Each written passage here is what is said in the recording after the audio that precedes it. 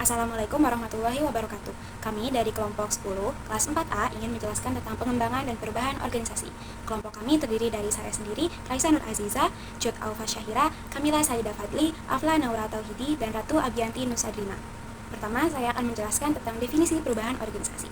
Menurut draft 2007, perubahan organisasi merupakan proses penyesuaian organisasi terhadap perubahan lingkungan yang terus berkembang melalui inovasi pada teknologi, produk, layanan, maupun sistem kerja organisasi.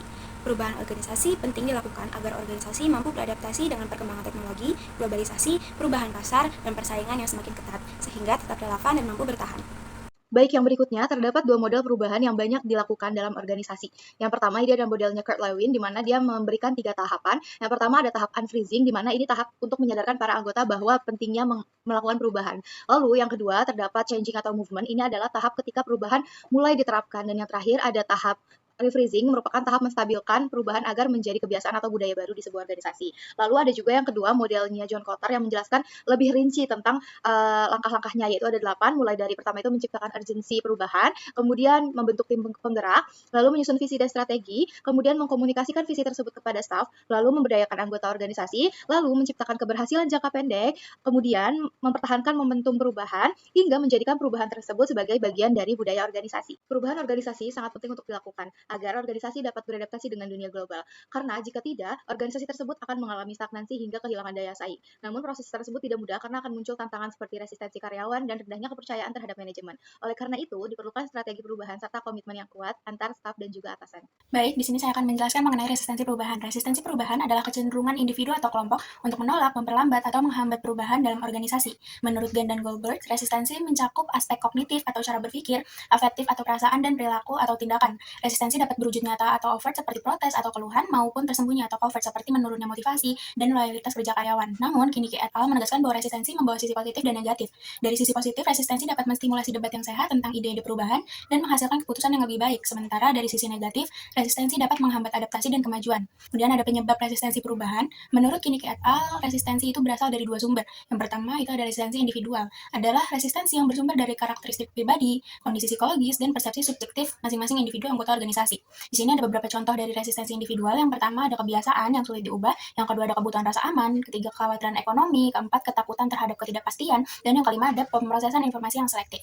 Yang kedua yaitu resistensi organisasional, yaitu resistensi yang berasal dari karakteristik struktural dan sistemik organisasi itu sendiri. Seringkali ini lebih sulit diatasi karena telah mengakar dalam budaya, struktur, dan proses organisasi yang sudah mapan.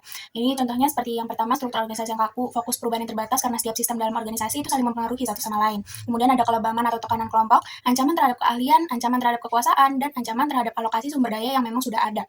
Kemudian bagaimana cara mengatasi resistensi perubahan? Di sini Kotter dan Schlesinger mengemukakan 6 strategi utama. Yang pertama ada pendidikan dan komunikasi untuk menjelaskan kenapa perubahan ini perlu terjadi. Yang kedua ada partisipasi dan keterlibatan anggota organisasi. Yang ketiga fasilitasi dan dukungan seperti pelatihan konseling, waktu lebih untuk beradaptasi, atau sekadar mendengarkan atau memvalidasi kekhawatiran yang dirasakan anggota organisasi. Kemudian negosiasi dan kesepakatan bagi mereka yang bersedia menerima perubahan, manipulasi dan kooptasi. Namun penggunaan strategi ini perlu hati-hati karena dapat merusak kepercayaan secara serius dan meningkatkan resistensi pada masa mendatang. Selanjutnya yang keenam ada paksaan atau koersi seperti ancaman mutasi dan PHK yang hanya tepat digunakan dalam kondisi mendesak. Selanjutnya, saya akan menjelaskan mengenai strategi intervensi organization development atau ODI. Strategi intervensi ODI ini adalah tindakan terencana untuk meningkatkan efektivitas organisasi dan kemampuan menghadapi perubahan. ODI tidak hanya fokus pada sistem kerja, tetapi juga pada aspek manusia dalam organisasi. ODI bertujuan menciptakan organisasi yang adaptif, sehat, fleksibel, dan mampu bertahan dalam perubahan. Nah, tujuan strategi intervensi ODI ini yang pertama ada meningkatkan efektivitas organisasi, lalu membantu adaptasi terhadap perubahan, yang ketiga ada memperbaiki hubungan kerja, yang keempat mengurangi resistensi perubahan, dan yang terakhir ada meningkatkan motivasi dan komitmen karyawan. Nah, selanjutnya ini ada bentuk-bentuk strategi intervensi ODI. Jadi yang pertama ada intervensi human process, itu fokus pada hubungan antar individu dan kelompok. Contohnya itu ada team building, pelatihan komunikasi, mediasi konflik, konseling organisasi. Nah, itu tuh tujuannya untuk meningkatkan kerjasama dan komunikasi antar anggota organisasi. Nah, yang kedua ada intervensi struktural dan teknis. Jadi perubahan pada struktur dan sistem kerja organisasi. Contohnya itu restrukturisasi organisasi, perubahan alur kerja, penggunaan teknologi baru, dan pembagian tugas baru. Itu tujuannya untuk meningkatkan efisiensi dan efektivitas kerja. Lalu yang ketiga ada intervensi SDM, yaitu fokus pada pengembangan kualitas karyawannya. Contohnya itu ada pelatihan keterampilan, pengembangan karir, evaluasi kinerja, sistem penghargaan atau reward system. Nah, itu tuh tujuannya untuk meningkatkan kompetensi dan motivasi kerja. Lalu yang keempat, ada intervensi transformasi organisasi yang dilakukan pada perubahan besar organisasi. Contohnya itu ada perubahan budaya organisasi, perubahan visi dan misi, kepemimpinan transformasional, dan inovasi organisasi. Itu tujuannya untuk membantu organisasi bertahan dan berkembang. Selanjutnya ada peran pemimpin dalam intervensi OD. Jadi peran ini ada empat. Yang pertama ada agen perubahan, yaitu untuk mengerahkan dan mendorong proses perubahan organisasi. Lalu yang kedua ada motivator, yaitu sebagai memberikan dukungan dan memberikan semangat pada para anggota organisasi. Lalu yang ketiga ada komunikator, yang menjelaskan tujuan dan manfaat perubahan secara jelas. Dan yang terakhir ada teladan, yaitu yang menunjukkan sikap terbuka terhadap perubahan. Jadi kepemimpinan yang efektif itu membantu mengurangi resistensi perubahan. Jadi kesimpulannya, strategi intervensi OD ini membantu organisasi menghadapi perubahan secara terencana. Intervensi ini mencakup hubungan kerja, struktur organisasi, pengembangan sumber daya manusia, serta transformasi budaya organisasi. Keberhasilan OD ini dipengaruhi oleh komunikasi, kerjasama, komitmen karyawan, dan dukungan dari pemimpin. Oke, selanjutnya kita akan masuk ke pembahasan peran pemimpin dalam pengembangan dan perubahan organisasi. Nah, di sini yang pertama kita akan membahas perubahan organisasi selalu melibatkan para manusia dengan pemimpin sebagai faktor utama yang menentukan arah dan keberhasilan proses tersebut. Pada level yang lebih esensial, pemimpin berfungsi sebagai pembangun komitmen. Para pemimpinlah yang memengaruhi apakah anggota tim akan menyambut atau justru menentang perubahan. Menurut Mayer dan Allen, menegaskan bahwa komitmen organisasional adalah variabel kunci yang menentukan apakah karyawan akan bertahan, berkontribusi secara sukarela, dan mendukung arah perubahan yang ditetapkan. Komitmen ini tentunya tidak tumbuh sendiri, melainkan dibantu secara signifikan oleh bagaimana pemimpin berperilaku, berkomunikasi, dan memperlakukan bawahannya dalam keseharian maupun dalam momen kritis perubahan. Nah, di sini terdapat model 3 komponen yang dikemukakan oleh Mayer dan Allen dalam membangun komitmen, yaitu yang pertama ada effective commitment, yaitu pemimpin yang mampu menciptakan rasa belonging dan sense of purpose adalah pemimpin yang secara aktif mampu membangun komitmen afektif dan dengan demikian dapat menyiapkan lahan subur bagi penerimaan perubahan. Kemudian yang kedua ada continuance commitment. Nah, yaitu kepemimpinan yang menitikberatkan pada mekanisme pengunci atau disebut juga dengan lock-in seperti pemberian bonus, retensi atau intimidasi pemecatan cenderung menciptakan loyalitas yang dangkal. Nah, karyawan mungkin hadir secara fisik, namun kontribusi mereka terhadap transformasi organisasi akan sangat minim. Kemudian yang ketiga ada normative commitment, yaitu pemimpin dapat membangun komitmen normatif melalui investasi yang nyata dan konsisten pada pengembangan karyawan, mentoring, serta pemberian kepercayaan yang bermakna. Kemudian, menurut Barheim, menekankan bahwa keberhasilan perubahan sangat bergantung pada perilaku-perilaku yang berada di luar jangkauan sistem formal. Ia mengidentifikasi 3 implikasi konkret bagi pemimpin. Yang pertama yaitu menciptakan psychological safety, yaitu pemimpin perlu membangun iklim psikologis yang aman di mana karyawan berani bereksperimen dan berinovasi tanpa takut dihukum jika gagal. Yang kedua ada mengakui perilaku tak terstruktur, yaitu maksudnya adalah apresiasi simbolis terhadap inisiatif karyawan seperti memberikan pujian publik atau melibatkan mereka dalam pengambilan keputusan penting memiliki dampak yang lebih kuat terhadap loyalitas jangka panjang. Kemudian yang ketiga ada menciptakan reciprocity, yaitu pemimpin perlu memahami bahwa dedikasi karyawan yang melampaui deskripsi kerja formal merupakan aset yang terbatas dan rentan mengalami penyusutan.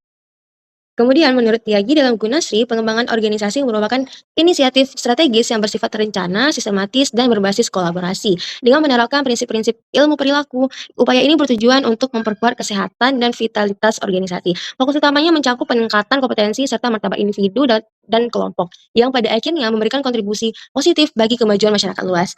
Kemudian pengembangan organisasi dipandang sebagai proses multidimensi yang memerlukan durasi panjang dalam perencanaan dan eksekusinya. Esensinya tidak hanya berfokus pada peningkatan produktivitas dan efektivitas kerja, tetapi juga pada transformasi fundamental yang mencakup nilai, sikap, dan strategi organisasi. Hal ini bertujuan agar perusahaan tetap kompetitif dan adaptif terhadap kemajuan teknologi serta dinamika pasar. Lalu, Gunasri juga menjelaskan bahwa untuk memajukan dan memperbesar skala organisasi, seorang pemimpin dapat mengadopsi konsep 3T sebagai fondasi hubungan internal, yaitu yang pertama ada ta'arif atau yang artinya saling mengenal, yaitu maksudnya memastikan seluruh anggota organisasi saling mengenal secara personal untuk meruntuhkan sekat komunikasi. Kemudian yang kedua ada tafahum atau saling memahami, yaitu membangun pemahaman mendalam antar individu guna menciptakan suasana kekeluargaan dan kedekatan emosional di lingkungan kerja. Dan yang ketiga yaitu tafakul atau saling mengemban, yaitu mendorong kolaborasi aktif dalam memikul tanggung jawab bersama yang bertujuan untuk mengeliminasi konflik negatif seperti kecurigaan, kecemburuan, maupun fitnah. Selanjutnya di sini juga dijelaskan kepemimpinan di masa depan menuntut figur yang adaptif dalam menghadapi tekanan regulasi serta piawai dalam menjaga kedisiplinan organisasi. Pemimpin abad ke-21 harus mampu menyediakan solusi inovatif bagi tantangan mendatang dengan fokus utama pada optimalisasi sumber daya manusia. Hal ini memerlukan transformasi menyeluruh, dimulai dari penyusunan regulasi, pola hubungan, hingga nilai-nilai dan pendekatan kerja yang baru. Di era ini, model yang paling relevan adalah super leadership, yakni gaya kepemimpinan pemberdaya atau empowering yang mampu mengarahkan orang lain agar memiliki kemandirian untuk memimpin diri mereka sendiri. Pengembangan super leadership dapat diwujudkan melalui 3 strategi fundamental, yaitu strategi interpersonal, strategi tim, dan strategi organisasional. Oke, sekian materi dari saya. Saya ucapkan terima kasih. Oke, baik. Sekian pemaparan materi dari kelompok kami. Terima kasih. Assalamualaikum warahmatullahi wabarakatuh.